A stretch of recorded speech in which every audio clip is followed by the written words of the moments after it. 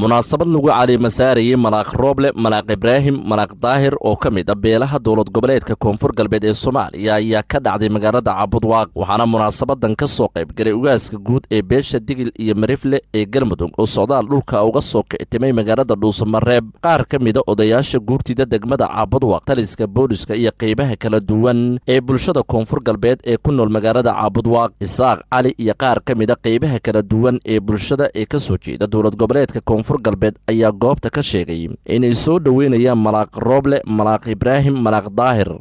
mayba fadaanay xafladun dhignay waan ku hadal faday inuuna malaaka doorni malaagaas oo beelilay saamid galmudug inta ka koobanta degmooyinka dadkii ku shalkooy dooradan oo beelilay saamidna malaagna malaagaas oo ka magacaabo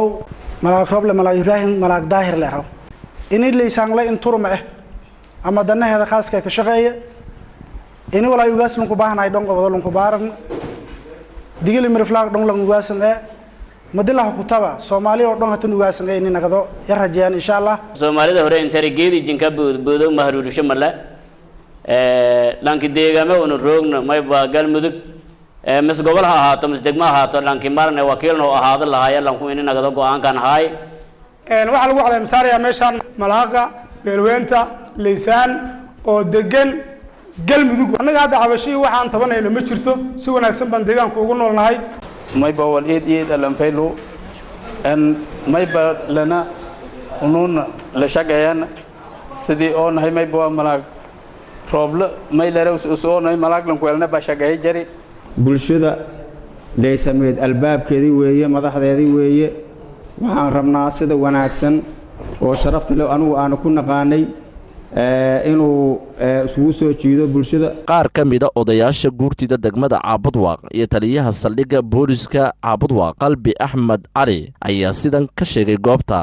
haddii dadku dad Soomaaliya yahay meel wada joogo dadka dad lagala macaamilo oo la yaqaan u yeesho waxa weeye waxaan ku faraxsanahay muhiimna ah walaalnimo ku soo dhawaada midda malaaqa waa idin la qaadanay waa idin la aqoonsanayna waxaan aad ugu faraxsanahay beelaha Soomaaliyeed oo duubabkoodii ku duubanaya degmada Cabudwaaq farxad bay noo tahay aadna waan ugu qanacsanahay inaan ku soo biirto dhaqanka Galmudug ugu dambeyntii ayaa waxa munaasabada ka hadlay malaaq rooble malaaq ibraahim malaaq daahir oo ah malaaqa la caleema saaray ugaaska guud ee beesha Digil iyo Marifle ee Galmudug ugaas ibraahim ugaas maxamed hadii ilaahay raad may faday ma baahna inaan cadaalad ka shaqeeyo deegaan ka shaqeeyo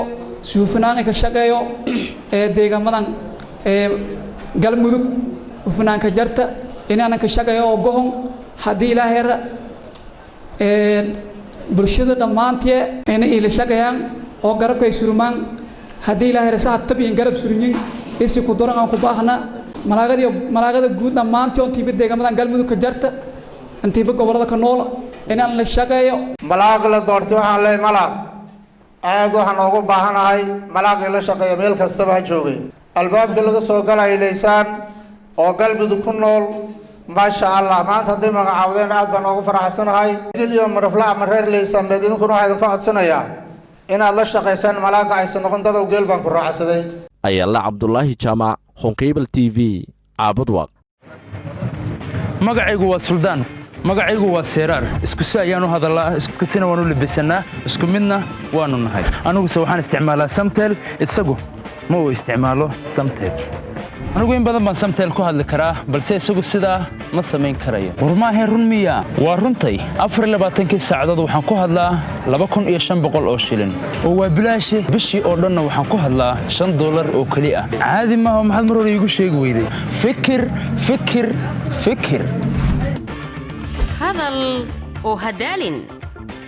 maalinta oo dhan ku hadal 2500 oo shilinka Soomaaliland ama bisha oo dhan ku hadal $5 oo kaliya Samtel shirkadda dadweynaha